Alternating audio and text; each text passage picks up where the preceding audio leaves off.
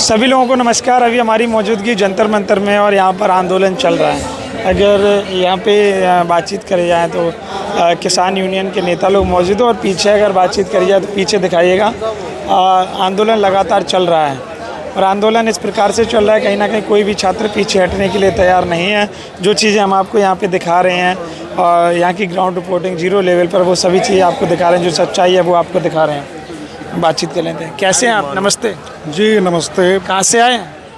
हम लोग अलग अलग ज़िलों से आए हैं और मैं बरेली से आया हूँ। अच्छा, बरेली से आए हैं। हाँ जी। ये जो चीज़ें चल रही हैं आंदोलन में, आप लोग समर्थन करने के लिए आए हैं, भारतीय किसान यूनियन। जी क्या लग रहा है छात्रों को न्याय कब तक मिल सकता है?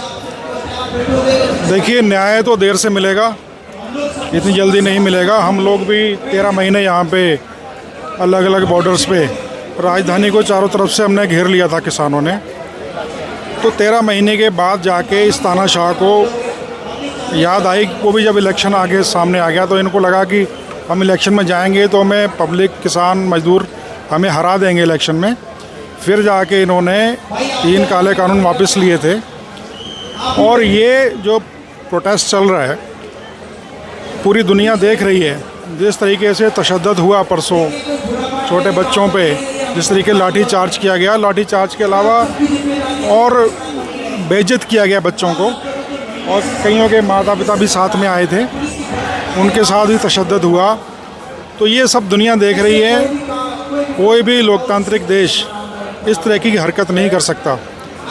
देश में जब से आज़ाद हुए हैं, हमारा देश आज़ाद हुआ है, तब से आज तक लेके इस तरह का तशद्दुद नहीं हुआ है। सरकारें बैठ के बात सुनती थी, किसानों से भी बात करती थी, मजदूरों से करती थी और छात्रों से भी बात करती थी पहले की सरकारें, और विपक्ष से भी बात होती थी, विपक्षी पार्टियों से बातें होती थी, कोई समाधान निकलता था।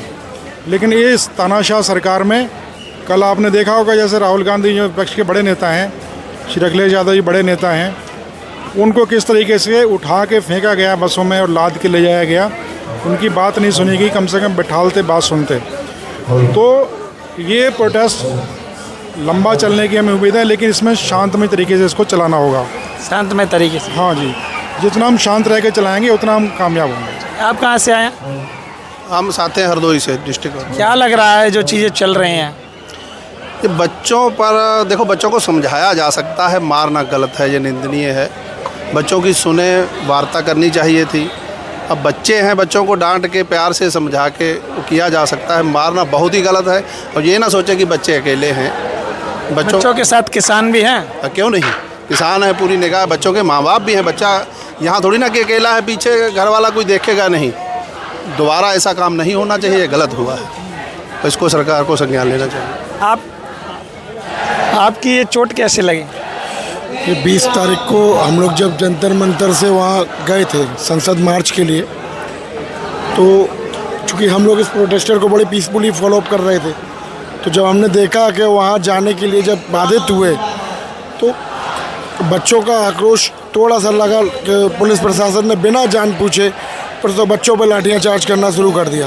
क्योंकि बच्चे थे तो मुझसे रहा नहीं गया, मैं बीच में गया, उन बच्चों को बचाया, और बचाने को लेके कई एक डंडे मेरे भी लगे, जिसमें फ्रैक्चर भी हुआ। बड़ी दुर्भाग्यपूर्ण स्थिति ये है इस देश में कि जिसको हम लोग मानते थे कि ये कुछ करेगा, ये कुछ बदलाव लाएगा, उसने इस देश को बहुत ही जर्जर स्थिति में लाके डाल दिया है। आज हमें शिक्षा के लिए लड़ना पड़ रहा है अपने ही देश में। इससे ज़्यादा निंदनीय बात और कोई हो नहीं सकती। हम इसे मांग क्या रहे? शिक्षा, इस देश के बेहतर बच्चों के भविष्य के लिए, देश के भविष्य के लिए। जिन जिन देशों में शिक्षा का स्तर बहुत अच्छा है, वो देश आज हमारे भारत की तुलना में 50 साल आगे जी रहे। मोदी जी को नहीं दिख रहा विदेशी यात्रा करने में लगे पड़े। उनको समझना चाहिए, ये बहुत इतनी विडम्बना इस देश की आज हम लोगों को फेस करनी पड़ी। यहाँ भी ट्रकों के हिसाब से पत्थर भर के वहाँ रखे गए। हम लोगों को अगर पत्थर लाने होते तो 20 दिन 30 दिन पहले लाते, जब से प्रोटेस्ट शुरू हुआ था। हम लोग 30 दिन से लगातार यहाँ पीसफुली प्रोटेस्ट कर रहे हैं, कभी कोई बात नहीं, कोई एक सिंगल वाक्य यहाँ पे घटित नहीं हुआ। प्रशासन को फूल दे रहे हैं, अधिकारियों को फूल दे रहे हैं। जितना दर्द इस सरकार में हम लोगों को देखने को मिल रहा है, मैं बस यही कह सकता हूँ कि मोदी जी को बहुत कुछ भुगतने का वक्त आ गया। ये चीज़ें कहीं ना कहीं दर्द भी झलक रहा है आप। बहुत आप समझ नहीं सकते, मेरी इतनी पीड़ा है कि मैं धन्यवाद देना चाहूँगा इस देश का यूथ का, जो अपने सीने में शहीद भगत सिंह, सुखदेव, राजगुरु की छवि रखने के बावजूद भी अहिंसा पूर्वक गांधीवादी मार्ग पर चलकर अपनी बात रखना चाह रहा है। तुम लोगों को शर्म नहीं आ रही है? इस दिल्ली पुलिस को शर्म नहीं आ रही? उसकी आने वाली जनरेशन के लिए तो किया जा रहा है ये सब कुछ, इस देश के भविष्य के लिए तो किया जा रहा है। आप गलत हैं, आपको पता है कि ये सब कुछ गलत हो रहा है, तो क्यों ना सरकार के गलत नीतियों के खिलाफ इन नेताओं के विरुद्ध खड़े हो जाते हैं, छात्रों के साथ खड़े हो जाइए। छात्र वहाँ डंडा चलाने थोड़ी जा रहा है, पीसफुली अपनी बात रखना चाह रहा है, उसे रखने का मौका देना चाहिए। अच्छा, ये चीज़ और बता दीजिए, कब तक आंदोलन चलेगा? क्या यहाँ के जो लीड कर रहे हैं अभिजीत दीपके जी ने क्या कहा है, क्या रहेगा? सोनम वांगचुक जी अभी भी अनशन पे हैं, कहीं ना कहीं हॉस्पिटल में पुलिस ले गई उनको उठाकर। स्थितियाँ बहुत अनुकूल हैं नहीं, देश के हालात, देश के नेता जो स्थिति इस देश के भविष्य के साथ कर रहे हैं, हमें नहीं लगता कि बहुत जल्दी इसका कोई समस्या का समाधान होगा। लेकिन ये प्रयास है हम लोगों का कि वो लोग हमारी बात माने और स्टूडेंट्स के लिए, इस देश के बेहतर भविष्य के लिए, बेहतर शिक्षा के लिए बेहतर निर्णय लेने का काम करें। आपका क्या नाम है? गुरेंद्र सिंह मान, एडवोकेट, करनाल, हरियाणा। हरियाणा से। क्या लग रहा है जो लाठीचार्ज हुई है, कल शाम को भी हुई, परसों हुई, छात्र घायल हुए? लाठीचार्ज और इस सारे प्रकरण का जो मूल मकसद है वो ये है कि धरती के ऊपर जब पैसे को जन्म देता है ना, जो वो होता है किसान, और जो उस पैसे को ईमानदारी से इधर उधर करे, सारे सिस्टम चलाए, वो होता है विद्यार्थी। तो मोदी ने दोनों जगह अटैक कर रहा है, एक जो धरती से पैसे को जन्म देने वालों को और उसको ईमानदारी से बांटने वालों को। और मेन एजेंडा मोदी का ये है कि हिंदू मुसलमान। तो मैं आपके माध्यम से ये भी कहना चाहता हूँ, इस्लाम की शुरुआत एक टूटी हुई कश्ती से हुई थी। वो लोग कहीं से गए थे परेशान होके, तो मोदी हो, ब्राह्मण हो, आरएसएस हो, इस बात के ऊपर मना करके दिखाएं कि भारत से ही पश्चिम दिशा में कोई कश्ती गई थी और इस्लाम का जन्म हुआ था। वो इस बात को मना करके दिखाएं कि मैं झूठ बोल रहा हूँ कि हमारी कुरीतियाँ ही इस्लाम की जनक है।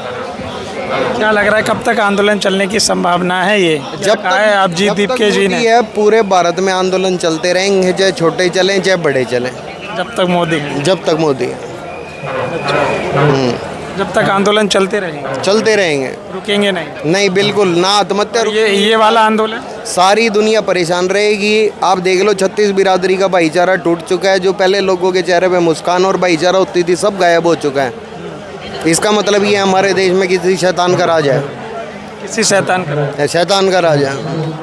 चलिए, कहीं ना कहीं यहाँ के जो छात्र हैं वो पीछे नहीं हटेंगे जब तक न्याय नहीं मिलेगा। मैं तो कह रहा हूँ, ये आगे अब तक आए भी नहीं है छात्र। अगर इनको समझ आ जाए मोदी हकीकत में कर क्या रहा है, तो बैठने की जरूरत नहीं है, सीधा अपना संसद में घुसो, कोर्ट पे अटैक करो, हर जगह जाओ और अपने अधिकार ले लो। कब्जा कर लेना चाहिए छात्रों को। अगर यही काम हमारे 20 साल पहले के बुजुर्ग कर रहे होते तो अब तक यहाँ से बहुत आगे जा चुकी होती बात।